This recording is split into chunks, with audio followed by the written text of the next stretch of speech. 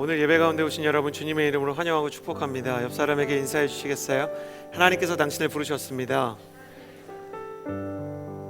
CH 플러스 예배 오신 여러분 모두를 주님의 이름으로 환영하고 축복합니다. 저희 예배는 매주 주일 저녁 5시 반에요. 해화역 4번 출구에서 가까운 한성아트홀 2층에서 청년들이 함께 예배하는 예배입니다. 함께 오셔서 귀한 은혜와 사랑을 더 깊게 누리는 시간이 되었으면 좋겠습니다. 가슴에 손을 얹고 저를 따라해 주시겠어요? 하나님은 나를 사랑하십니다. 그 사랑이 나를 포기하지 않으십니다. 이 시간 주님 앞에 내 마음을 엽니다. 나는 절대로 이전과 같지 않을 것입니다. 아멘. 7월 본격적으로 아울리치가 시작되는 선교의 계절이 돌아왔습니다. 아울리치를 떠나는 사람이나 아울리치를 보내는 사람이나 둘 모두에게 선교에 있어 가장 중요한 것은 선교를 보내시는 하나님의 마음을 헤아리는 것이다 라는 생각을 하게 됩니다. 우리를 보내서 복음을 전하시게 하시고 아울리치를 떠나거나 아니면 보내게 하시는 하나님의 뜻이 무엇일까? 그분의 마음 안에 우리를 향한 어떤 감정들과 어떤 중심이 있으실까 생각하다가 묵상하는 중에 성경 요나서를 나눌 계획을 가지게 되었습니다. 왜냐하면 요나는 구약과 신약을 통틀어 하나님께서 최초로 파송한 선교사였기 때문입니다. 예레미야나 이사야, 나훔과 많은 선지자들의 이야기를 읽어보면 이방 국가에 대한 예언은 많은 선지자들이 했지만 실제로 이방 국가에 가서 하나님의 사랑과 은혜 그리고 하나님 앞에서 잘못된 것들에 대한 회개와 심판을 직접 선포한 선교사는 요나가 유일했습니다. 그는 선지자이자 동시에 이방 국가로 가서 그들에게 하나님의 사랑과 은혜를 전하는 선교사였던 것입니다. 문제는 선교사로 부름을 받은 요나와 선교사로 요나를 보내시는 하나님의 마음이 너무 달랐던 것입니다. 일하는 방식 때문이 아니라 서로 일하는 마음이 달라서 하나님과 요나의 마음이 너무 달라서 너무 많은 어려움을 겪었던 최초의 선교사. 우리는 7월 한 달간 요나의 인생을 통해 극한 직업이라는 주제로 시리즈 메시지를 나누게 되었습니다. 오늘은 첫 번째 시간으로 갈등의 파도타기라는 제목으로 말씀을 나누고자 합니다. 함께 오늘 본문 1절과 2절의 말씀을 같이 한번 읽어보았으면 좋겠습니다. 1절과 2절 함께 읽겠습니다. 시작. 여호와의 말씀이 아미떼의 아들 요나에게 임해 말씀하셨습니다. 일어나 저 큰 성읍 니느웨로 가서 그 도시에 선포하여라. 이는 그 도시의 죄악이 내 앞에까지 이르렀기 때문이다. 첫 번째로 나누고 싶은 메시지는 이것입니다. 저를 따라해 주시겠어요? 하나님 왜 제게 파도를 보내시나요? 하나님께서 요나를 불러다가요 큰 성읍인 니느웨에 가서 나의 예언을 전하여라 라고 말씀하세요. 그런데 하나님께서 명령하신 이 명령, 이 사명, 이 비전, 이 선교에 의해서 요나의 마음에 극심한 갈등의 파도가 치기 시작합니다. 대체 하나님께서 왜 나에게 이런 어려운 갈등이 찾아오는 명령을 내리는 것일까? 요나는 하나님을 많은 사람들이 생각할 때 하나님을 등지고 떠난 사람으로 기억하지만 사실 요나서 1장이 시작되기 전까지는 하나님 앞에 온전히 순종하는 굉장히 선하고 충성스러운 선지자였어요. 이 명령이 아니었다면 요나는 아마 하나님 앞에서 가장 순종과 마음을 다해 진심과 전심으로 섬기는 사람으로 기억이 되었을지도 모릅니다. 그런데 왜 하나님의 이 명령이 일평생 순종한 요나의 마음을 헤집어 놓았는가? 세 가지 이유가 있었어요. 첫 번째, 요나가 선포해야 하는 대상인 니느웨가 요나의 마음에 들지 않았습니다. 대형 박물관에 가면 아수르 기념관이 있어요. 아시리아관이 있는데요. 거기 가면 아수르 왕 살만에셀 3세가 비석에 자신의 전공을, 전투의 공적을 기록해 놓은 비들이 있습니다. 읽어보면 죄송합니다. 약간 이렇게 끔찍해도 이해해 주세요. 아수르가 얼마나 끔찍한 민족이었냐면 살마네셀의 비석에 따르면 적을 사로잡은 후에요 적장에 두 다리와 한쪽 팔을 잘라요. 그리고 한쪽 팔만 남겨가지고 조롱합니다. 이 사람 저 사람이 이렇게 들고 돌아다니면서. 그리고요 왕들은요 턱을 이렇게 강제로 열어가지고요 무조건 혀를 뽑았어요. 나머지 백성들은 포로로 잡혀가는 것 자체가 절망적인데 그들이 완전히 그 전의를 상실하게 만들려고 남편들에게 아내의 잘려진 머리를 꼬챙이에 달고 행진하게 했고요 자녀들에게 부모를 죽여서 꼬챙이에 들고 행진하게 만들었던 나라입니다. 신학자 브랑크너에 따르면 당시 나라들은 아수르를요, 지금 표현으로 치면 테러 국가라고 불렀어요. 깡패 국가, 테러 국가다 이렇게 부를 정도였어요. 이 깡패 국가, 테러 국가가 정말 하나님의 음성을 듣는다고 반응하긴 할까? 현실적으로 생각해도 요나가 감정적으로도 안 좋지만 현실적으로도 마음에 들지 않는 거예요. 왜냐하면 지금 IS가 점령한 지역에 가서 하나님은 당신을 사랑하십니다, 회개하십시오, 그러면 IS들이 모든 무기를 내려놓고 주님을 믿어야 되겠다, 과연 이럴 것인가? 현실적으로나 정서적으로 그가 전해야 하는 이 니누에라는 땅, 이 아수르라는 나라, 이 아수르의 수도였던 니누에가 정말 마음에 들지 않았어요. 두 번째 요나의 마음 가운데 갈등의 파도를 불러일으켰던 것은 요나가 아수르로 가서 니누에라는 이 수도에서 복음을 전하는 일이 그가 지금껏 살아왔던 커리어, 특별히 공직자로서의 삶에 전혀 맞지 않는 일이었기 때문이에요. 옳지 않은 일처럼, 그의 신념에 반하는 일처럼 느껴졌어요. 열왕기하 14장 25절부터 보면 요나는 여로보암 2세 때의 인물입니다. 여로보암이라는 이름의 뜻이요, 백성이 번성케 되기를 원한다라는 뜻인데 그는 그 이름에 걸맞는 인생을 살았어요. 통치 기간이 41년이고요. 그리고 이 41년 동안 북이스라엘을 중동의 최강국 중에 하나로 열심히 중흥시키고 부흥시켰던 사람입니다. 세 가지 측면에서 이 여로보암 2세가 성공했는데요. 첫 번째, 영토를 확장시켰어요. 이 광개토왕처럼 영토를 확장시키는데 과거에 있었던 이스라엘 왕들이 솔로몬과 다윗이 만들어 놓았던 영토를 많이 뺏겼거든요. 그런데 이 여로보암 2세는요, 남쪽으로는 홍해의 아카바만에서부터 북쪽으로는 유프라테스 강 근처까지 영토를 대부분 회복하고 아람 왕국이 강대국이었는데도 불구하고 교전과 전투에서 거의 지지 않아요. 그리고 이 사람은 영토를 확장했을 뿐만 아니라 경제적인 호황을 누리게 했어요. 해상 무역을 장려하고요, 사람들에게 외국어를 가르쳐서 무역과 장사로 국가 경제의 호황기를 일으켜서요, 고대 국가인데도 실업률을 떨어뜨려 줬습니다. 세 번째는 문화를 중흥시켰어요. 문화와 교육의 질적인 수준을 향상시켜서 외교와 학문이 일정 수준 이상을 구가하도록 열심히 문화적 중흥에 앞선 인물이었어요. 그럼 요나는 누구냐? 요나는 이 여로보암 2세의 동역자입니다. 나홈이나 아모스 같은 선지자는 이스라엘이 우상 숭배를 하는 것에 대해서 질타를 하고 하나님의 회초리 역할을 했다면, 요나는 비슷한 시기에 하나님의 회복과 하나님께서 주실 승리에 대한 예언을 하는 인물이었고요, 그는 거짓 선지자도 아니고 하나님의 선지자로 그가 예언하는 내용마다 다 들어맞았어요. 사람이 좋은 소식을 전하는데 그것이 그대로 이루어지면 얼마나 기쁘겠어요. 여러분 한번 생각해 보세요. 하나님께서 기도하는데 마음 가운데 친구의 병을 고쳐줄 것이다라는 마음을 주셔서 하나님이 너의 병을 고쳐주실 것 같아요. 근데 그날 낫는 거예요. 그럼 기도하는 게 신납니다. 하나님께서 너를 다음 주에 취업시켜 주실 것 같아. 내가 기도했는데 하나님 그런 마음을 주셨어. 근데 진짜 취업을 하는 거예요. 그러면요, 친구가 보통 밥 삽니다. 그러니까 얼마나 신나겠어요. 여로보암 왕도 요나를 사랑하고 요나도 여로보암 왕이 좋았고, 그는 왕궁의 선지자로서 공무원으로 취직이 돼서요, 고위공직자로 왕과 함께 이스라엘의 부흥기와 중흥기를 열심히 이끌고 있었어요. 요나는 아마 자신의 직업과 자신의 영적인 미션에 대한 자부심과 행복이 있었을 거예요. 그런데 당시에 이스라엘이 아람과의 교전에서는 승리하고 있었지만 직접 국경을 맞대고 있지 않아도 고대 근동에서 북쪽으로 아수르가 큰 힘을 길러서요, 조금씩 북부 지역을 공격하기 시작했어요. 지금은 오랑캐 수준에 불과하지만 시간이 흐를수록 강대해져서 결국 이스라엘을 무너뜨릴 나라였습니다. 많은 사람들이 이 아수르의 세력이 커지는 것을 두려워하고 그 잔인함의 혀를 내두르고 있었는데, 하나님께서 공직자였던 왕의 동역자였던 요나에게 그 나라로 가라? 그의 정치적 신념에, 그가 가지고 있었던 영적인 신학에 맞지 않는 거였어요. 게다가 사람들이 나를 어떻게 생각할까? 지금까지 내가 이 나라를 위해서 예언하고 블레싱하고 격려했는데 나의 명예는 어떻게 될까? 자기 이미지에 대해서도 걱정이 되었던 것이죠.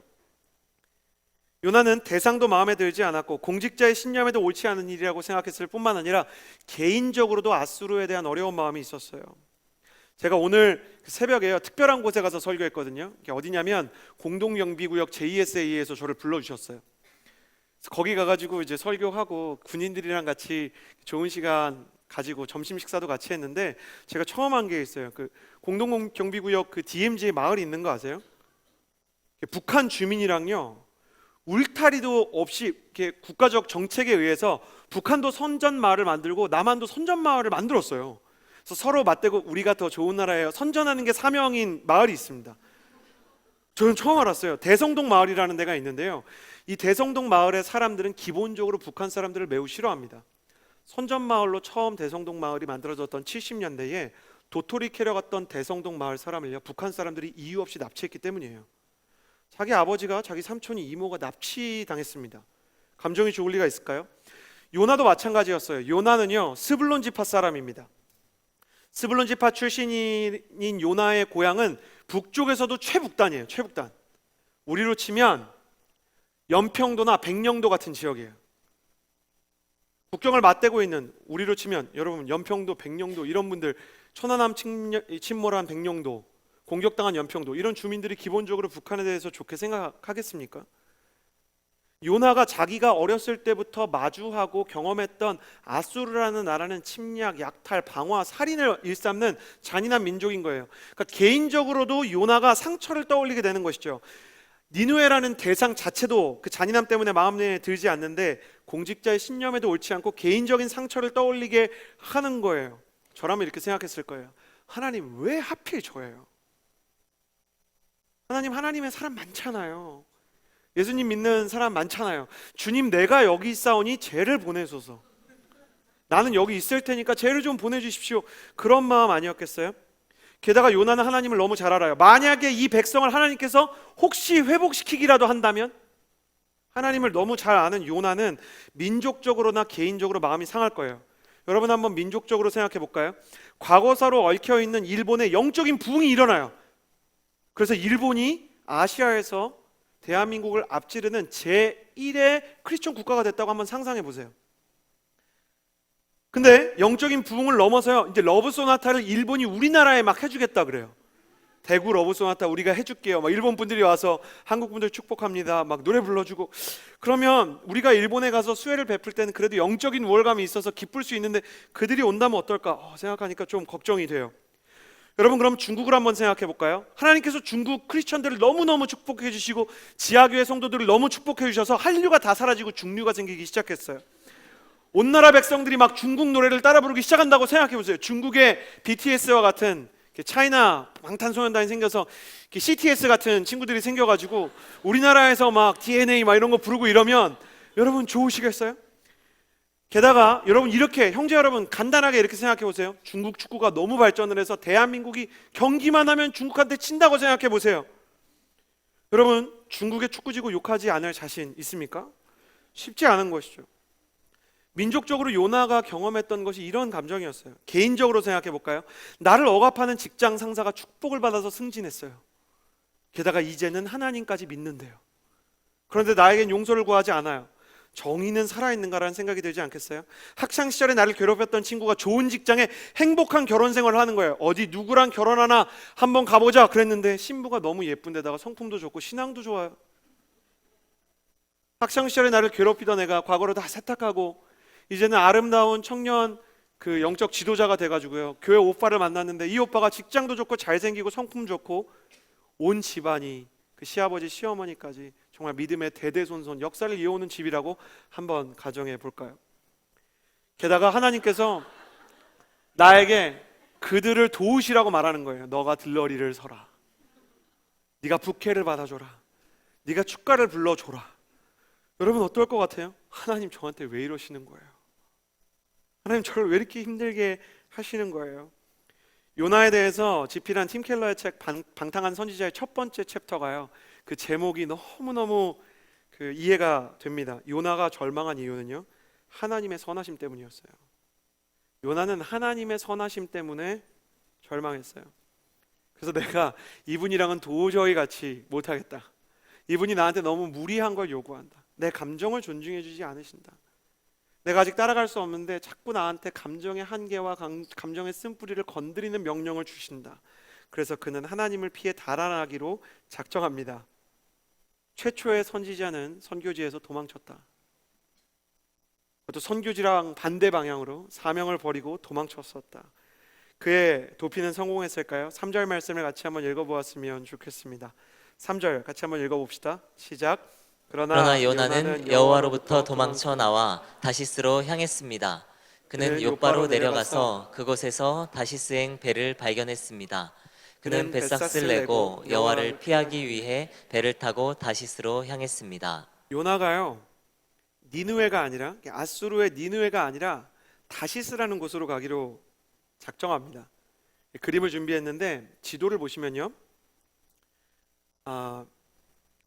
니느웨라는 지역은 여러분이 보실 때 여러분의 이제 오른편에 있는 거예요. 그러니까 동편이죠.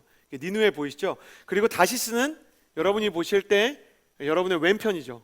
서쪽이에요. 여러분 그냥 길이로 봐도 어디가 훨씬 길어요? 다시스가 길어요. 이게 사람마다 추정하는 그 항로에 따라서 조금씩 달라지는데, 일반적으로 그 다시스, 그러니까 니느웨를요, 하나님이 원래 가라고 했던 니느웨는 500마일 정도 동쪽에서 떨어져 있어요. 그리고 요나가 하나님을 도망해서 가려고 했던 다시스는 이스라엘로부터 서쪽으로 2500마일, 4배에서 5배 정도 먼 지역이에요.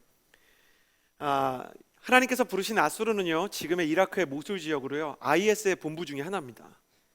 그리고 요나가 도망치려고 했던 땅끝이라고 생각했던 다시스는요, 지금의 스페인의 지브롤터 지방으로요, 아주 아름다운 휴양지 중에 하나인데 너무 요충지라서 스페인과 영국이 서로 가지려고 애를 쓰고 있는 땅이죠. 여기서 질문 하나 던지고 싶습니다. 과연 요나는 하나님을 피해서 도망갈 수 있다고 생각했을까?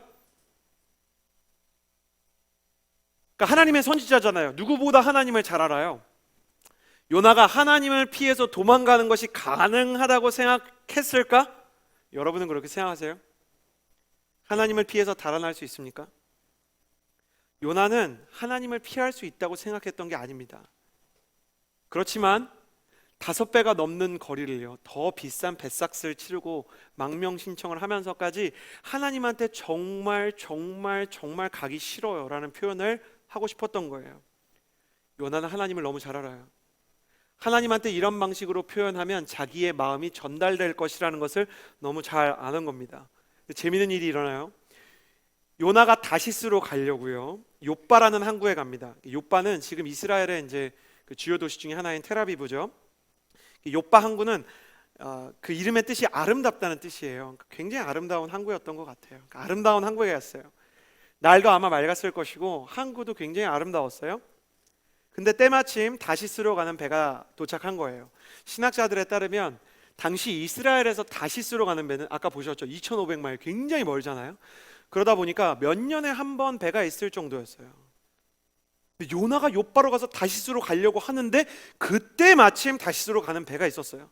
하나님도 나를 이해하시는구나, 그런 생각이 들었을 거예요. 하나님이 내가 도망가는 걸 이해해 주시는구나. 항구도 아름답고 다시스행 배도 오고 모든 상황이 순적하구나. 그러나 이것이 폭풍 전야였습니다. 여러분, 상황이 순적하다 그래서요, 하나님의 마음도 순적할 것이라고 생각해서는 곤란합니다. 여러분, 지난주에 우리가 나눈 것처럼 우리는 그런 생각하잖아요. 소개팅을 하러 가는 게 하나님의 뜻일까요? 아닐까요? 근데 그쪽으로 가는 버스가 딱 앞에 도착하면 하나님 뜻이구나. 상황에 따라서 우리가 그런 거 하지 않습니까? 막 제비뽑기를 해가지고 3번이나 막 FA 갈까 말까, FA 3번 나오면 이거 하나님 뜻이구나, 이렇게 생각하잖아요. 우리는 우연히 겹치면 그냥 그 자체로 하나님의 뜻이라고 생각을 해요. 그러나 실제로 어떤 결정에 있어서 우리가 주도권을 쥐고 하나님이 원하시지 않는 선택을 할 수 있게 만들 수만 있다면 사단은 수많은 우연을 만드는 것을 결코 주저하지 않을 것입니다. 결코 주저하지 않을 거예요. 그러면 어떻게 하나님의 뜻인지를 알 수 있습니까? 간단해요.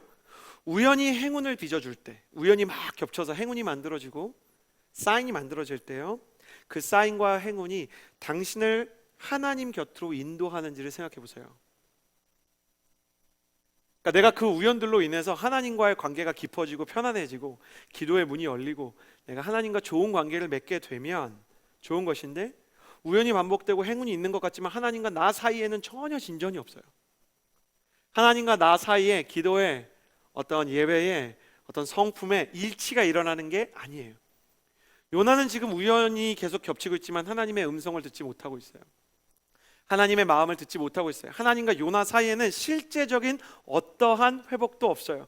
그러나 요나는 하나님께서 자신의 도피를 도우신다고 생각했어요. 여러분, 우연에 속지 마십시오. 하나님의 섭리는 당신을 하나님께로 이끌기 위해서만 존재하는 것입니다. 하나님께로부터 멀어지게 하는 축복을 조심하세요. 나한테 너무 좋은 사람인데 만나기만 하면 하나님을 멀어지게 하는 사람, 나에게 너무 좋은 장소인 것 같은데, 기분이 좋은 것 같은데 갈 때마다 하나님을 잊어버리게 하는 장소가 있다면 그곳은 아무리 여러분에게 좋은 것을 준다고 해도 하나님께서 예비하신 곳, 하나님께서 예비하신 장소가 아닐 수 있다는 것입니다. 그래서 결국 이런 일이 일어납니다. 4절 말씀 같이 한번 읽어보았으면 좋겠습니다. 함께 읽겠습니다. 시작. 그러자 여호와께서 바다에 폭풍을 보내셨습니다. 거친 폭풍우가 배를 위협해 배는 거의 부서지게 됐습니다. 제가 여러분과 계속해서 나누고 싶은 메시지는 이것입니다. 저를 따라해 주시겠어요? 파도를 외면하면 폭풍을 만난다. 하나님과 나 사이의 갈등의 파도를 외면하고 등지고 도망치면요, 하나님께서 보내시는 폭풍을 만날 수 있다는 것. 너무너무 끔찍하고 나누고 싶지 않은 주제지만 너무 안타깝게도 사실입니다. 성경이 이 바람이, 이 폭풍이 하나님께서 특별한 섭리를 가지고 보내신 폭풍이라는 것을 어떻게 설명하냐면요, 오늘 여기서 폭풍이라고 우리말 성경에 번역되어 있는 이 단어는요, 그대로 직역하면 큰 바람이라고 써 있어요. 근데 여기서 큰 바람이라고 써 있는, 여기서 크다라는 단어는 게돌라라는 뜻인데, 주님께서 처음에 너는 큰 도시, 빅 시티, 휴지 시티, 니누에로 가라 라고 말씀하실 때 크다와 동일한 단어예요. 그러니까 일부러 하나님께서 언어 유희를 하시는 거예요. 큰 성읍으로 가는 길을 외면했기 때문에 큰 바람을 만난 거예요.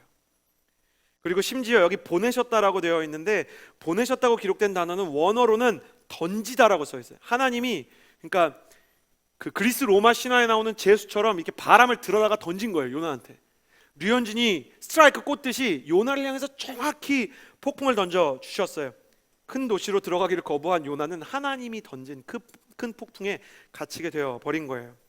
팀 켈러의 방탕한 선지자를 다시 인용하자면, 죄는 총알이나 칼보다 방사능에 가까워요. 반드시 대가를 유발합니다. 총알이나 칼처럼 바로바로 사람한테 타격을 주진 않을 수 있어요. 내가 지금 거짓말한다고 내일 막 버스가 뒤집히고, 내가 지금 사람을 해치고 그에 대해서 나쁜 소문을 낸다 그래서 갑자기 다리가 부러지고 막 이러지 않습니다. 우리 모태신앙들에게는 그런 두려움이 있죠. 막 주일 예배 빠지면 내일 내 차가 경부고속도로 가다가 막 뒤집히고 전복되고 그 안에서 막 화상 나가지고 막 불길을 해치고 나와야 될 것 같은 두려움이 있지만, 실제로 모태신앙이 교회를 빠지고 제일 충격받는 건 하나님께서 심판을 바로 내리시지 않는 거예요. 그러면 아무 일도 안 일어나네? 다음 주도 한번 안 가볼까? 혹시 무슨 큰일 나면 그때 가볼까? 그러다가 계속 빠지게 되는 거죠. 그러나 총알이나 칼처럼 바로 사람을 해치지 않더라도 방사능처럼 그와 하나님 사이에 있었던 평안과 자유와 기쁨과 거룩이 점점 능력을 상실하고, 그 모든 것이 관계의 모든 지경과 모든 나의 인생의 비전의 경로에 영향을 끼치기 시작합니다. 선악과를 먹은 아담과 하와가요, 선악과를 먹고 잠깐 마음이 높아졌던 이유는 무엇이었냐면 당장 죽지 않았기 때문이에요. 먹으면 죽을 거라 그랬는데 먹었는데 안 죽은 거예요.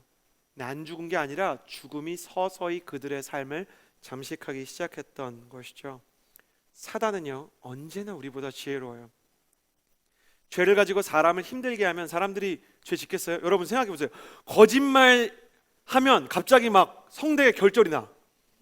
그럼 거짓말 하겠어요? 사람이 누구를 저주하면 막 손가락, 너 임마 이랬는데 손가락이 바로 부러져. 그러면 그 사람이 무서워가지고 저주하겠어요? 사단은 저주하는 사람을 보호해주고 축복해줍니다. 계속 그 길로 가라. 내가 너를 도와줄게. 내가 너를 인도할게. 그리고 지옥 갈 때 그럴 거예요. 네가 선택한 거잖아. 왜 나한테 그래? 마약처럼 사람을 망가뜨리고 방사능처럼 사람을 부시기 시작하는 것입니다. 죄에서 서서히 잠식되어서 감각을 잃어버리고 하나님과의 관계를 상실한 모든 청년들이 목회자나 영적인 멘토를 찾아가면, 그래서 이렇게 말합니다. 목사님, 멘토님, 제가 왜 이러는지 잘 모르겠어요.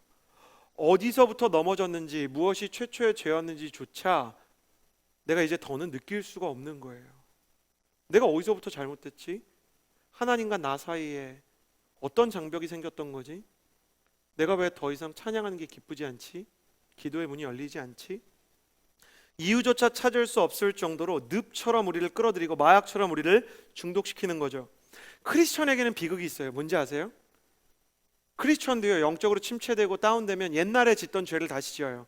술 먹고 담배 피던 사람 술 먹고 담배 피고요, 사람을 외면하던 사람 사람을 외면하고요, 그리고 게임에 중독되거나 음란물에 중독됐던 사람은 게임의 세계로, 음란물의 세계로, 또 쇼핑 중독이 있었던 사람은 쇼핑 중독으로 돌아가요. 근데 옛날만큼 재밌지가 않아요. 이게 문제야. 예수님 믿다가 다시 술 마시는 세상으로 돌아가면 굉장히 재밌는 것 같이 느껴져요, 잠깐은. 근데 이상한 거예요. 옛날만큼 즐겁지가 않아. 예수님을 믿었던 사람이, 하나님의 선하심을 경험한 사람이, 옛날에는 사람이 미워서 막 욕하면 감정적인 카타르시스와 일종의 좋지 않은 네거티브 정화가 있었는데, 스트레스가 좀 해소가 됐는데, 스트레스가 해소되는 것 같다가 숙취처럼 스트레스가 다시 쌓여. 그리고 나 자신을 사랑할 수 없고, 내가 왜 이럴까, 왜 이렇게 자꾸 망가질까, 이상한 쪽으로 가는 거예요. 하나님에게로 가도, 하나님을 등져도 행복할 수 없는 것 같은 상황 속에서 갈팡질팡하고 있는 그 사람에게 주님은 말씀하세요. 죄가 문제다. 여러분, 만약 당신의 직장에 지금 폭풍이 치고 있다면, 당신의 관계에 지금 폭풍이 치고 있다면, 당신의 영적인 상태와 신앙에, 기도에, 찬양에, 예배에 폭풍이 쳐서 갈 바를 알지 못하고 어딘가에 갇혀 있다면, 혹 내가 하나님의 마음을 등지고 불순종의 길을 걷고 있는 것이 아닌지 점검해 보아야 됩니다. 내가 하나님이 원하시지 않는 어떤 길을 간 것이 아닌가. 제가 아는 성령님은 정직한 마음으로 하나님, 내가 어디에서부터 무너졌는지 알게 해주십시오 라고 기도하면 우리에게 조심스럽게 다가와 우리가 무너지고 넘어진 곳들을 알게 해주시는 하나님이시라는 것입니다. 인생의 모든 폭풍이 죄로 인한 것은 아니어도 죄가 있다면 성령님께서는 반드시 하나님의 폭풍을 우리에게 주실 것입니다. 그러나 이 폭풍 때문에 요나는 다시 한번 하나님을 만나게 됩니다. 그는 죽을 것 같았지만 죽지 않았고, 위기처럼 느껴졌지만 위기가 아니었고, 절망처럼 느껴진 곳에서 오히려 소망을 회복하게 되는 것입니다. 저를 보시겠어요? 여러분의 인생 가운데 폭풍이 칩니까? 한때 저는 제가 제일 사랑하는 성경의 사건이 뭐였냐면, 제자들이 타고 있는 배에 막 폭풍이 치는 거였어요. 제 마음속에 이렇게 폭풍이 칠 때가 많았어요. 마음으로는 하나님 섬기고 싶은데 나랑 하나님이 너무 달라서 누구를 사랑하고 용서해야 되는데 사랑하고 용서가 안 돼서 막 폭풍이 쳐. 머리로는 내가 가족들을 대할 때 우리 아버지와 어머니에게 사랑과 축복의 말을 해야 되는데 자꾸만 예의 없는 말을 해. 그게 나의 습관이었기 때문에. 그리고 공부해야 되는데 공부하려고 하면 너무너무 나를 괴롭히는 것들이 있어. 공부하기 싫어. 공부하려 그러면 내가 너무 사랑하는 만화책의 신간들이 자꾸 나와. 그리고 만화책방으로 가는 내가 너무 싫어요. 그런 폭풍이 여러분에게 치고 있다면, 그 갈등 속에서 내가 너무 초라해진다면 오히려 기뻐하십시오. 그 갈등과 파도와 폭풍 속에서 하나님은 우리를 더 깊게 만나주시는 분이시기 때문입니다. 하나님을 만나기 위해서 때로 우리는 아픔을 경험할 때가 있습니다. 왜냐하면 사람이 암을 가지고 있을 때 축복은 통증이 없는 것이 아니라 빨리 통증을 발견하는 것이기 때문이죠. 통증을 가지고 의사에게 갔을 때 내 신체에 이상이 있다는 것을 내가 스스로 느낄 수 있을 때 치료의 여지가 있듯, 우리에게 아픔이 느껴질 때는 아직 소망이 있는 것입니다. 폭풍이 찾아올 때는 하나님과 우리가 아주 끊어지지 않은 것입니다. 특별히 폭풍이 치는데 하나님의 생각이 난다면 당신은 하나님의 사랑 안에 있는 것입니다. 옆 사람에게 이렇게 인사해 주시겠어요? 조금 어려운 말일 수 있는데 용기를 가지고, 그래서 당신이 때로 아픈 것입니다. 한 번 더 이렇게 인사해 주시겠어요? 하나님은 여전히 당신을 사랑하십니다. 5절과 6절에서 아직 이 폭풍의 의미를 깨닫지 못하고 있는 요나에게 하나님은 이런 방식으로 말씀하십니다. 5절과 6절 말씀 같이 한번 읽어보았으면 좋겠습니다. 함께 읽겠습니다. 시작. 선원들이 두려워했고 사람들은 각자 자기 신에게 소리쳐 부르짖었습니다. 그러고는 배를 가볍게 해보려고 짐들을 바다에다 던졌습니다. 그러나 요나는 배 위층에 내려가 누워 깊이 잠들었습니다. 선장이 그에게 다가와서 말했습니다. 네가 어떻게 잠을 잘 수 있느냐? 일어나 내 하나님께 소리쳐 부르짖어라. 혹시 하나님께서 우리를 생각해서 우리가 죽지 않게 될지도 모른다. 이어서 나누고 싶은 메시지는 이것입니다. 저를 따라해 주시겠어요? 하나님을 떠난 크리스천은 이방인보다 비참하다. 여러분, 폭풍을 만난 건 요나만이 아니고요, 요나와 같이 있는 사람들이 다 같이 폭풍을 맞았습니다. 하나님이 너무 사랑하는 크리스천이요, 하나님의 뜻을 떠나면 그가 다니는 직장 부서가 어려워질 수 있다는 걸 기억하셔야 됩니다. 하나님을 너무 사랑하는 사람이 하나님을 떠나면 그의 가정이 같이 어려움 속에 들어갈 수 있다는 것을 기억해야 됩니다. 근데 이 모든 일의 원흉이었던 요나는 오히려 잠들어 있고 믿지 않는 이방인들이 난리가 났습니다. 이상하지 않습니까? 선교사는 하나님의 재앙 가운데 잠자고 있고, 선교의 대상자도 아닌 심지어 이방인들이요, 하나님의 재앙 앞에서 하나님의 마음을 달랠 수 있는 방법을 고민하고 있었습니다. 19세기 스코틀랜드에서 목회를 했던 휴즈 마틴은 이 장면을 요나는 슬픔의 잠을 자고 있었다 이렇게 얘기해요. 그냥 잠을 자고 싶었어요. 하나님 나한테 왜 어려운 거 시키세요? 자기 연민 속에서 그냥 내가 너무 불쌍해, 나 하나님이랑 커넥션을 끊고 싶어, 내가 너무 힘든 거예요, 내가 제일 불쌍한 거예요, 하나님 저한테 왜 이러세요? 하나님 나한테 왜 싫은 사람 가서 축복하라 그러세요? 하나님 우리 가족 중에 왜 이렇게 어렵게 하는 사람이 있어요? 왜 나는 신앙의 핍박을 자꾸 만나야 돼요? 하나님 왜 나에게 이런 어려움을 주세요? 하나님에 대해서, 그리고 하나님의 선하심에 대해서 우리가 상처를 받기 시작할 때 우리가 원하는 건 뭐냐면 잠이에요. 잠. 무슨 잠이냐면 하나님을 잊어버리는 거예요. 제가 신학교에 가서 너무 힘들고, 죄송합니다 하나님, 싫었던 게 뭐냐면 하나님 얘기를 맨날 들어야 된다는 거였어요. 그러니까 사람이 죄를 짓고 좀 영적으로 힘들면 하나님 얘기 안 듣고 싶을 때가 있잖아요. 남은 나쁜 놈이죠 맨날. 그러니까 여러분 안 그러세요? 우리가 죄 짓고 마음이 안 좋으면 하나님 얘기하면 싫어. 내가 미운데, 내가 정말 싫은데, 내가 이 미움을 언젠가 해결해야지라는 마음은 있는데 그날 채플에 딱 갔을 때 용서하는 사람이 되십시오, 이런 설교가 있으면 채플 시작할 때부터 싫은 거야. 순서지를 열었는데 오늘 설교는 용서에 대한 거래. 내가 막 마음이, 내가 생각해도 교만한데 하나님은 겸손한 사람을 쓰십니다, 이런 신학 수업 계속하면 난 도대체 왜 신학교에 왔을까? 그리고 왜 신학교는 당연한 건데 왜 하나님 얘기를 맨날 할까? 하나님 얘기 말고 다른 얘기도 좀 하면 안 될까? 이런 생각을 하는 거예요. 우린 잠자고 싶어요. 안 듣고 싶어요.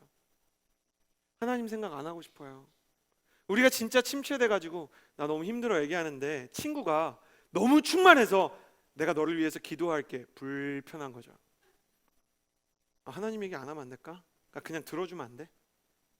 근데 하나님을 자꾸 생각나게 하는 사람들이 있는데, 하나님이 하나님의 사람들을 심지어 다 떠난 요나에게요, 이방인들을 통해서 하나님을 생각나게 하는 거예요. 하나님은 마취제를 놓는 분이 아니기 때문에. 하나님의 최대 은사와 능력은 언제나 팩트 폭행이에요. 하나님은 진리의 하나님이세요. 팩트를 가지고 사람에게 말씀하세요. 진리를 가지고, 진실을 가지고 말씀하시는 분이세요. 하나님을 떠난 크리스천이 이방인보다 얼마나 비참한지 보세요. 선원들은 폭풍을 감지했지만 요나는 잠들어 있었어요. 분별력이 훨씬 나아요, 이방인이. 선원들은 자기 신에게 기도하고 있었어요. 물론 우상 숭배죠, 잘못된 것일 수 있지만 최소한 영적으로 이 문제를 해결해야 된다는 생각이 있었어요. 근데 요나는요, 깨어서도 하나님한테 기도하지 않아요. 요나의 마음을 좀 알 것도 같아요. 기도를 시작했는데 너 때문이야 이렇게 얘기하시면 어떡하나. 그래서 요나는 말하지 않아요. 이미 영적인 활동에 있어서도 이방인보다 덜해요. 선원들은요, 같이 배를 타고 있는 사람들을 구하려고 막 짐 버리고 막 어떻게든지 노를 젓고 이 배를 보호하고 사람들을 지키기 위해서 고군분투하는데요, 요나는 뭐 하고 있는지 아세요? 이렇게 쳐다보고 있어요. 그러니까 사람들이 뭐라고 얘기하는 거예요? 교회 사람들이 더해. 교회 사람들이 바깥 사람보다 더해 그러는 거예요. 아니, 이방인들은 하나님도 모르는데 기도하려고 그러죠. 사람 살리기 위해서, 공동선을 위해서 이렇게 애를 쓰죠. 그리고 뭔가 혹시 하나님이나 혹은 지구나 세계나 우주에 뭔가 우리가 절대적인 법칙을 거스른 게 아닌가 고민하는데, 요나는요, 자기가 제일 불쌍해요. 전 이걸 보면서요, 최초의 선지자가 얼마나 이기적인지를 보게 돼요. 선교사가 이기적이라는 메시지가 얼마나 가슴 아픈 이야기인지, 크리스천이 하나님이 없으면 얼마나 연약한 존재인지, 우리가 하나님 떠나면 얼마나 껍데기밖에 안 남는지, 이방 사람들이 보기에도요, 더한 사람들이고 심각한 사람들이고 무너진 사람들일 수 있는 거예요. 크리스천은 은혜로만 삽니다. 그래서 은혜가 없으면요, 크리스천한테는 아무것도 없을 수 있어요. 하나님께서 나를 바꿔주셨기 때문에 내가 선행의 도구로 쓰임을 받은 거지, 하나님이 없이 내가 뭘 할 수 있겠어요. 때로 하나님께서 세상보다 나를 낮추실 때가 있어요. 세상보다 재능이 못해요. 세상보다 분별력이 못해요. 세상보다 마음에서, 사랑에서, 온유에서 밀려요. 하나님 왜 그렇게 하시냐? 우리가 얼마나 하나님 없이 가난한 사람들인지 깨닫게 하시려고 하는 거예요. 여러분, 정직하게 한번 생각해 보세요. 세상에 우리보다 따뜻한 사람이 없나요? 세상에 우리보다 선행이 열심인 사람들이 없나요? 하나님은 명확히 얘기하세요. 물고기가 물을 떠나서 살 수 없듯이 크리스천인 너희는 나의 은혜를 떠나서는 살 수 없다. 그래서 좋을 때는 하나님의 은혜를 찬송할 수밖에 없고, 안 될 때도 주님의 은혜 앞에 엎드릴 수밖에 없는 거예요. 세상이 교회를 꾸짖을 때 우리가 불편하죠. 그런데 말씀을 보십시오. 세상이 교회를 꾸짖을 권리가 있습니까? 있습니다. 6절 말씀에요, 선장이 요나를 꾸짖잖아요. 이 사람 하나님 모릅니다. 근데 뭐라 그래요? 선장이 요나한테 뭐라 그래요? 이 선장은 이방인인데 선지자요 선교사인 요나한테 뭐라 그래요? 하나님한테 기도 좀 하세요. 그래요. 그때 얼마나 비참했을까. 제 친구들이요, 제가 예수님 처음 믿고 고등학교 때 막 이렇게 열심히 말씀 보고 열심히 공부하다가 공부도 안 하고 막 성질도 사나워지고 그러면 저한테서 진심으로 그랬어요. 서진아, 기도 좀 해. 너 하나님한테 가서 기도할 때가 된 것 같아. 진심이었어요. 나한테 기도하라고 걱정하는 그 친구의 눈빛을 보는 저는 진짜 절망인 거죠. 와, 내가 여기까지 떨어졌는가? 그러나 하나님은 때로 수치심과 질투를 통해서라도 우리가 하나님께로 돌아오게 하세요. 우리를 비참하게 만드는 건 우리를 정죄하거나 망가뜨리려는 게 아니에요. 우리를 수치스럽게 해서 우리를 완전히 땅바닥에 꽂아버리시고 저주하고 죽이려는 게 아니에요. 하나님께서 우리를 회복시키고 우리에게 경종을 울리고 네가 지금 아프고 병들었어, 네가 잘못된 길로 가고 있어 라는 사인을, 폭풍을 보내셨는데도 버티고 버티는 거예요. 여러분, 폭풍에서 버텨보셨어요? 저는 해봤어요. 이건 분명 하나님의 뜻을 거슬러서 내가 관계를 어그러뜨린 거예요. 저 사람 사랑해야 되는데, 품어야 되는데 내가 못 품고 내가 싫어가지고 막 미워하고 은근히 막 이렇게 밀어내는 메시지 보내고 이래가지고 저 사람이랑 나랑 관계가 안 좋아져가지고 이 사람만 안 좋아진 게 아니라 이 사람의 친구들도 야, 너 너무하는 거 아니야? 이런 메시지를 보내면 폭풍인 거 아는 거죠. 근데 버티는 거예요.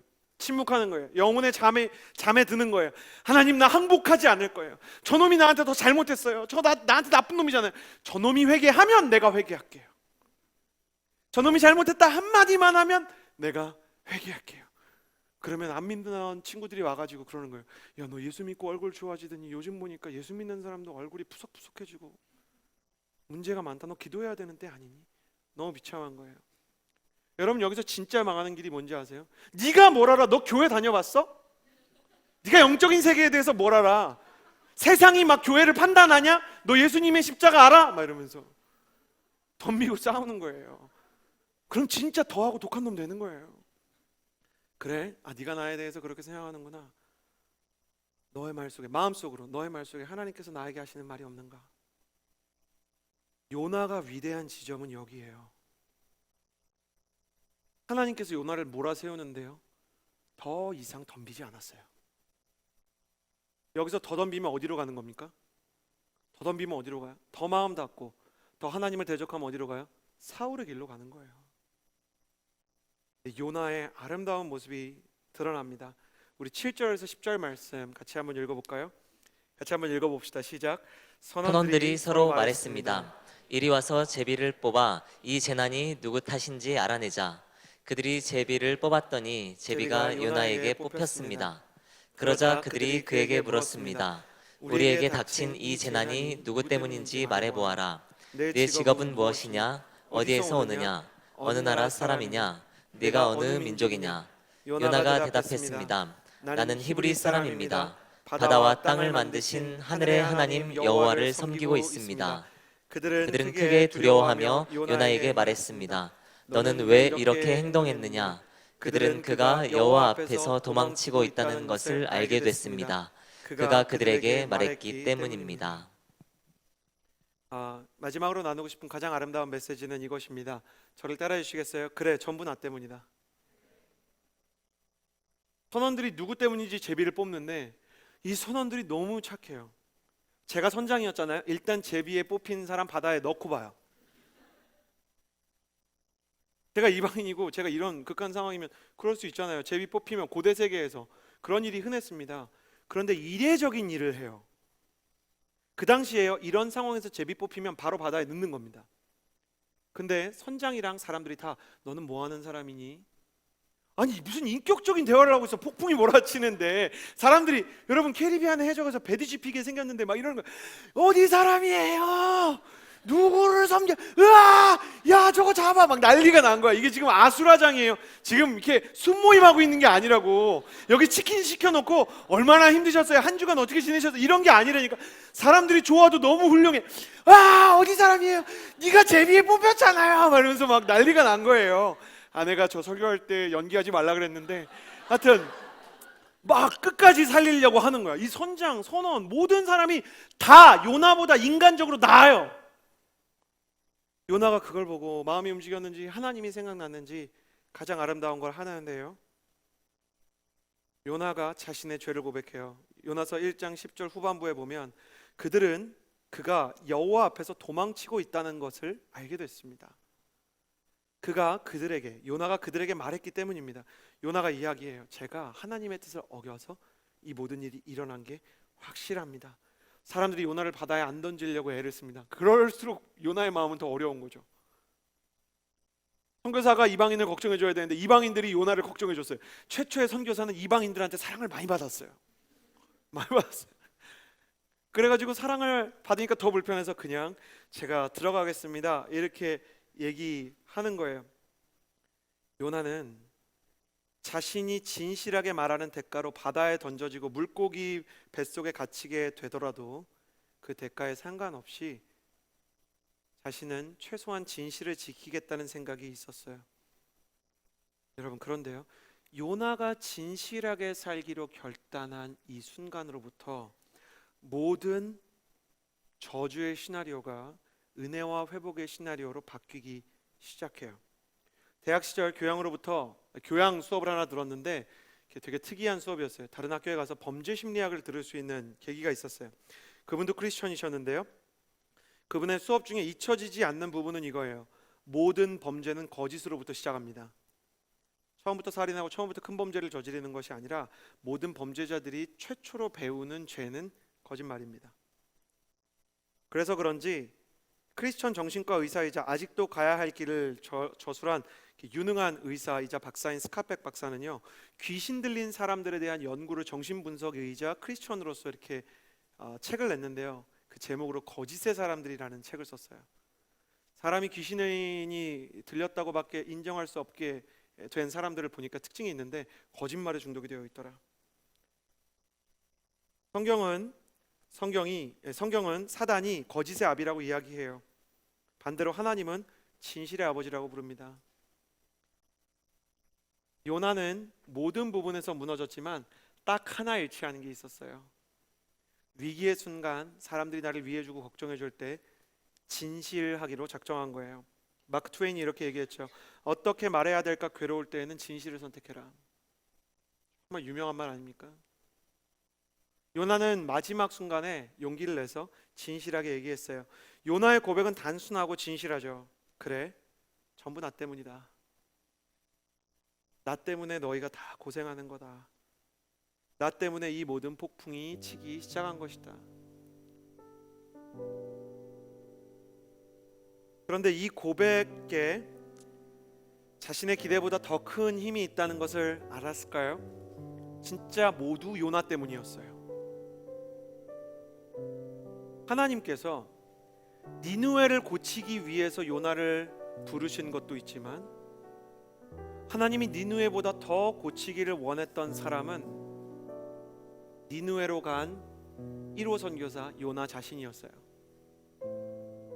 요나는 다 좋은데 하나가 없었어요. 그는 열심도 있고 영적인 감각도 탁월하고 은사도 있고 거룩해요. 그는 성실하고 매너 있고 교양이 있는데 딱 하나, 하나님의 마음이 부족했어요. 선교사로 헌신할 수 있었지만, 선지자로 활동할 수 있었지만 하나님의 마음이 부족했어요.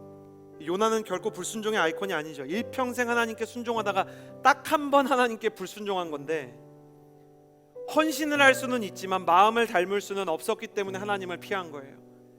교회에서 제일 어려운 건 결단코 선교나 사역이나 헌신이 아니에요. 제일 어려운 건 하나님을 닮는 거죠. 하나님의 마음을 알아가고 닮아가고 하나님의 마음으로 살아가는 게 너무 힘든 거죠. 분노가 찾아올 때 온유한 거, 미움이 찾아올 때 사랑하는 거, 교만이 찾아올 때 겸손한 게 너무 어렵다는 걸 아시고 하나님은 한 사람을 선택하세요. 요나예요. 하나님이 요나를 선택하신 이유가 뭘까? 하나님이 요나를 너무 사랑하시고 믿으셨기 때문이에요.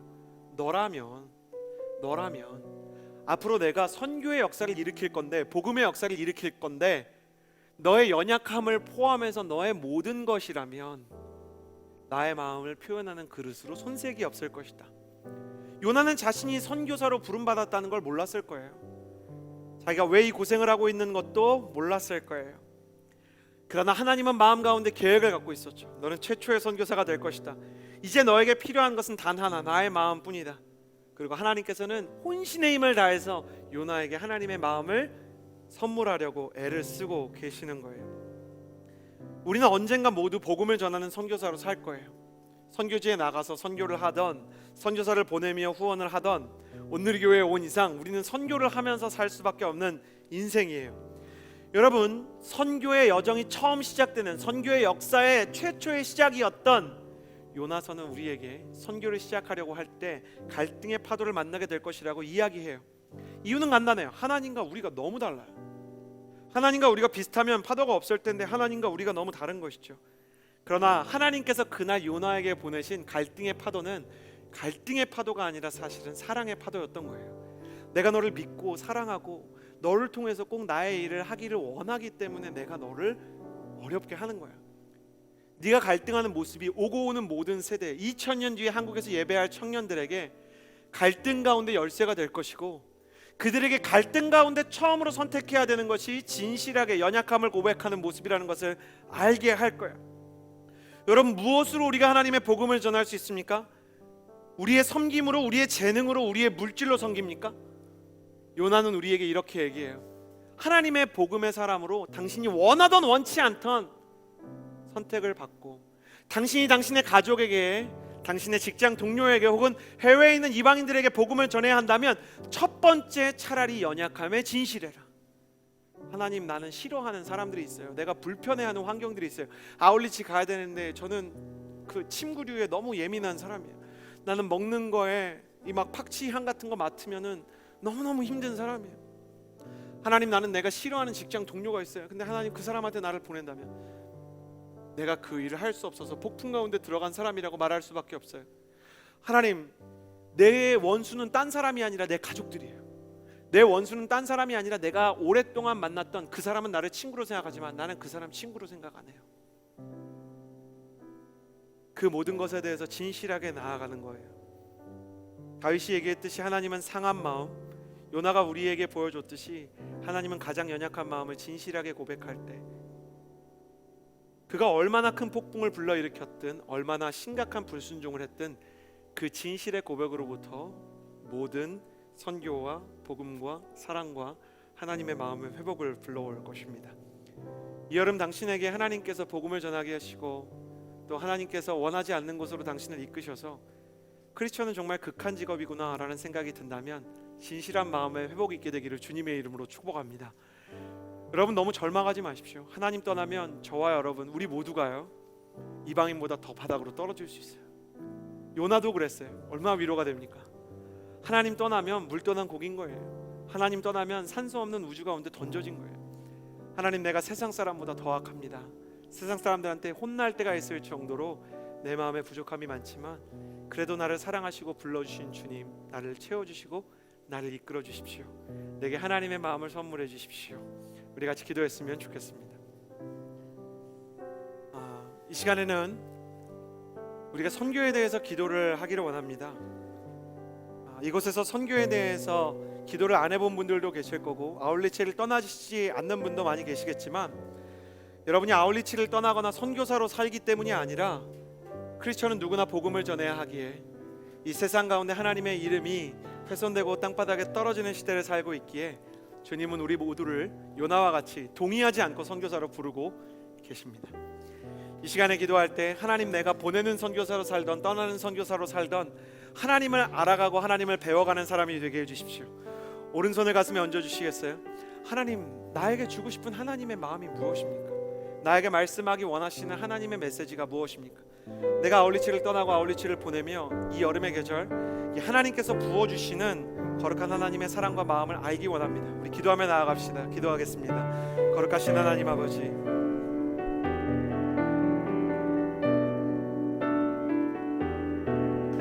하나님께서 우리에게 부어주시기 원하시는 마음이 무엇입니까?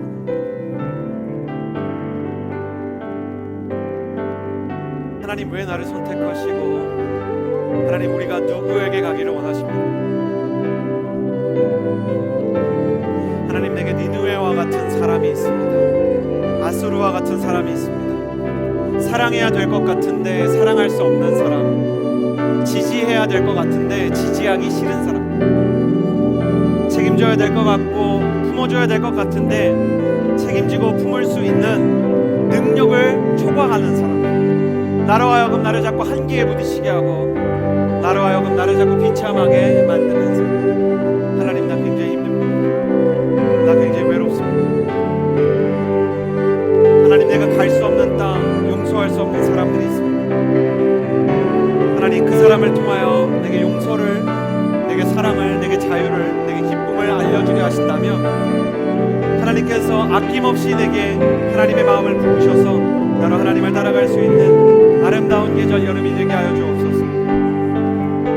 선교사로 살아가는, 복음을 전하며 살아가는 우리 각 사람에게 하나님은 하나님의 사랑과 은혜를 부어주시기를 원하십니다. 최초의 선교사는 흔들렸습니다.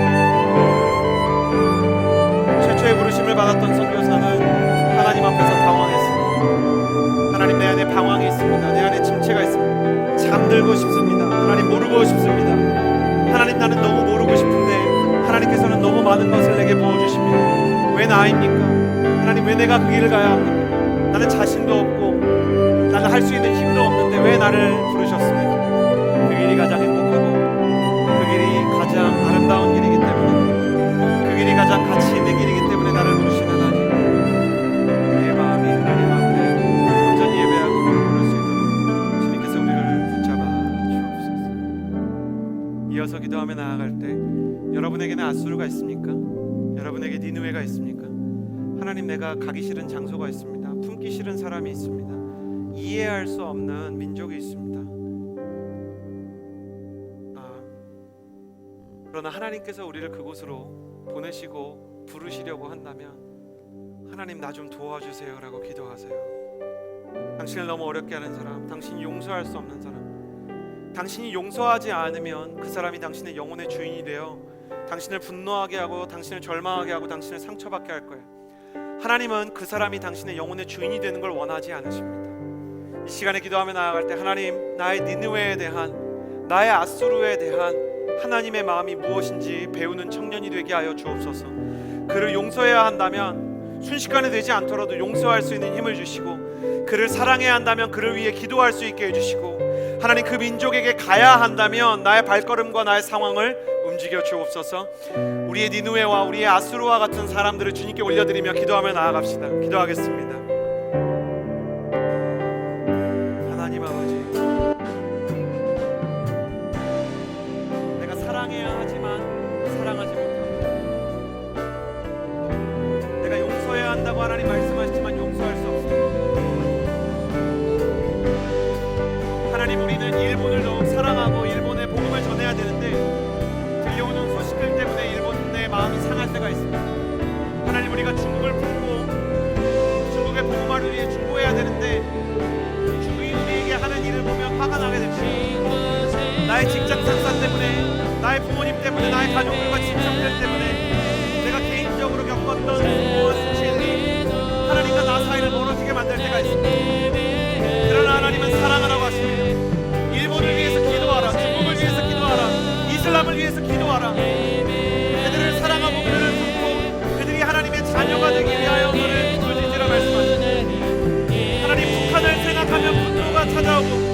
북한을 생각하면 그들의 정직하지 못함에 혀를 누르게 되지만 하나님은 평양의 크리스천을 사랑하시고 하나님은 아우지 탄광과 정치인 수용소에서 찬양을 해야 되는데 찬양하지 못하고 예배를 해야 되는데 예배하지 못하는 그 지하교회 성도들을 사랑하시고 하나님은 하나님의 사랑으로 그 민족을 그 나라를 그 영혼들을 품기를 원하시는 것입니다. 성령님께서 선교를 위해서 기도하게 하실 때 우리의 마음이 열릴 수 있도록 주님 도와주옵소서. 너는 일본을 위하여 북한을 위하여 중국을 위하여 아랍권을 위하여 기도하라 말씀하십니다. 하나님 나는 한 번도 열방을 위하여 기도한 적이 없습니다. 그러나 하나님 말씀하십니다. 너는 특별히 그 나라들을 위하여 그 민족들을 위하여 기도하라. 하나님께서 우리의 마음에 대해서 독하시고 두드리시고 강하게 도전하십니다. 그 민족의 무언과 그 민족의 거룩한 영적 각성을 위하여 기도하라. 하나님 아버지 새 힘과 새 능력을 부어주옵소서. 하나님 아버지 새 마음을 불어넣어 주옵소서.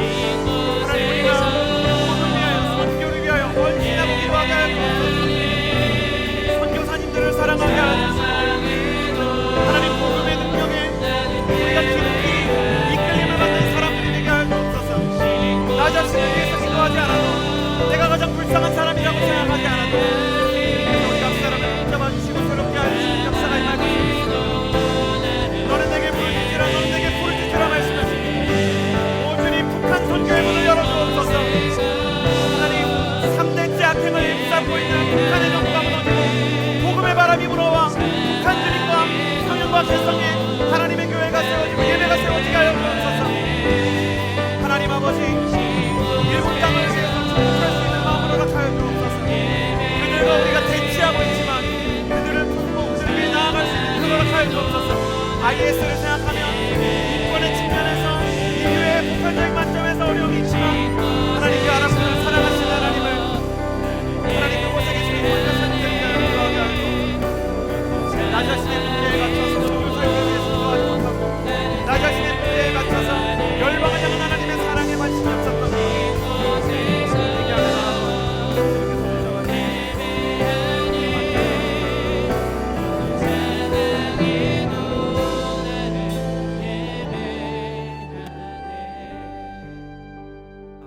저의 경우에는 북한을 생각하면 첫 번째 찾아오는 감정이 분노입니다.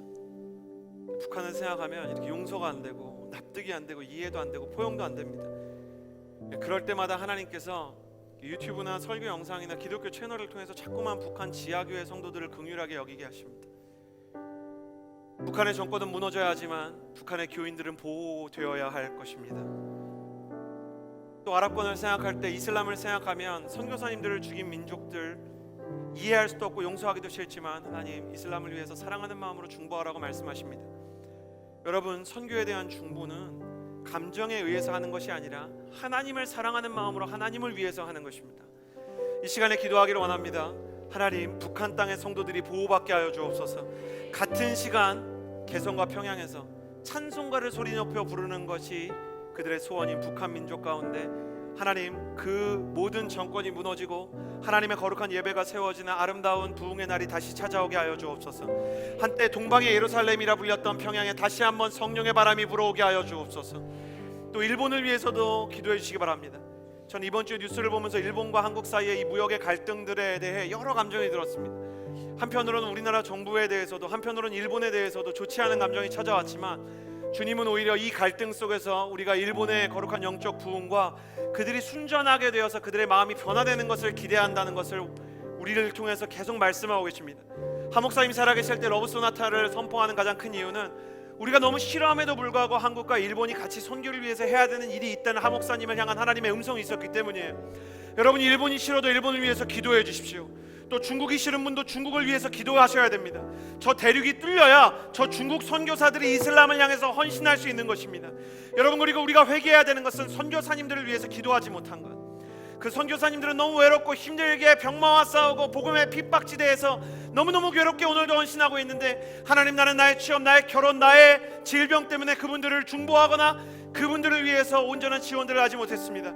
이 시간에 기도할 때 선교지와 민족을 위해서 기도하는 하나님의 마음으로 다 같이 일어나서 마지막으로 기도합시다. 두 손을 하늘로 향하여 들고 기도하며 나아갈 때 제가 선포할 때 함께 아멘 하여 주시길 바랍니다. 하나님 하나님 북한 땅의 영적인 부흥을 다시 한번 허락하여 주옵소서. 일본과 우리나라가 협력하여 선교하는 날이 오게 하여 주옵소서. 중국이 이슬람 선교의 가문을 뚫게 되는 역사를 경험하게 하여 주옵소서. 하나님 아랍 땅에 온전한 영적 부흥이 임하게 하여 주옵소서. 선교사님들을 위해 기도하지 못하고 되게 하오니 주여 우리가 선교사님들을 위하여 기도하게 하여 주옵소서. 주여 세 번 부르짖고 기도합니다. 주여 주여 주여. 하나님 아버지 기도합니다. 신실하신 하나님 아버지, 하나님 아버지 우리의 마음이 열방으로 향해 가기를 원합니다. 아버지 하나님 우리의 마음이 아버지 하나님의 마음이 있는 곳으로 가기를 원합니다. 아버지 하나님 아버지 이 땅에 그리스도의 계절이 다시 한번 올 수 있도록 역사하여 주시옵소서. 아버지 하나님 우리의 마음이 확장되기를 원하고 우리의 눈이 세계를 향하기를 원하고 아프리카를 향하기를 원하고 남미와 유럽과 아버지 하나님 복음을 듣지 못한 모든 나라에 하나님의 마음이 전달되기를 원합니다. 우리가 이 일을 위해 쓰임받기를 원하고 아버지 하나님의 마음과 우리의 마음이 맞닿기를 원하오니 아버지 하나님 한 손에는 복음을 들고 한 손에는 사랑을 가지고 주님 나아갈 수 있도록 역사하여 주시옵소서. 아버지 하나님 우리가 달려갈 길과 하나님 아버지께 받은 사명을 전달하는 일을 마치려 하는 우리의 생명을 조금도 중한 것으로 여기지 않게 하여 주시옵소서. 아버지 하나님 아버지 내가 선교하겠습니다. 내가 아버지 하나님을 위해 나의 인생을 드리겠습니다. 아버지 하나님 역사하여 주시옵시고 나의 마음을 변화시켜 주시옵시고 내가 아버지 하나님께 나의 인생을 전부를 드릴 수 있도록 역사하여 주시옵소서. 아버지 하나님 보이지 않는 곳에 가게 하여 주시옵시고 믿음으로 나아갈 수 있도록 인도하여 주시옵소서. 아버지 이 산지를 내게 내주시옵소서. 그 땅에는 아직 안악자성이 있고 아픔이 있고 더위가 있고 추위가 있고 가난이 있고 질병이 있고 환란이나 곤고나 박해나 그것들이 우리를 기다린다고 할지라도 아버지 하나님 아버지 하나님 아버지 하나님 우리가 온전히 주님께 나아갈 수 있도록 역사하여 주시옵소서. 어떤 고난이 우리를 멈출 수 있겠습니까? 어떤 아픔이 우리에게 장애가 될 수 있겠습니까? 아버지 하나님 하늘 위에 아버지 하나님은 높이 들리시고 온전히 온 세계 위에 아버지 하나님 주님의 영광이 높아지기를 내가 기도하며 나아가오니 오직 성령이 임하게 하여 주시옵소서. 오직 성령이 임하게 하여 주시옵시고 아버지 하나님 하나님 주님 함께 하여 주시옵시고 온전히 아버지 하나님 나갈 수 있도록 역사하여 주시옵소서. 아버지 하나님 주님 인도하여 주시옵소서. 아버지 하나님 내가 어떻게 살아가겠습니까? 아버지 하나님 내 눈을 확장시켜 주시옵시고 내 마음을 아버지 하나님 주님의 마음과 동일하게 이끌어 주시옵소서. 아버지 하나님 그렇게 주님께 나아가기 원합니다. 그렇게 주님께 헌신하기를 원합니다. 그렇게 아버지 하나님 나의 집을 벗어나고 나의 태를 벗어나서 하나님께로 나아가기를 원하오니 아버지 하나님 내가 두려워하는 것이 무엇이겠습니까? 아버지 내가 무서워하는 것이 무엇이겠습니까? 아버지가 온전히 담대함으로 강하고 담대하고 자로나 불어나 지금쓰지 않을 수 있도록 하나님 역사하여 주시옵소서. 온전히 아버지 하나님의 말씀이 내 안에 임하게 하여 주시옵소서. 아버지 하나님 이렇게 내 마음을 충만하게 하여 주시옵소서. 그렇게 내 마음을 평안하게 하여 주시옵시고 아버지 하나님 나아갈 수 있도록 역사하여 주시옵소서.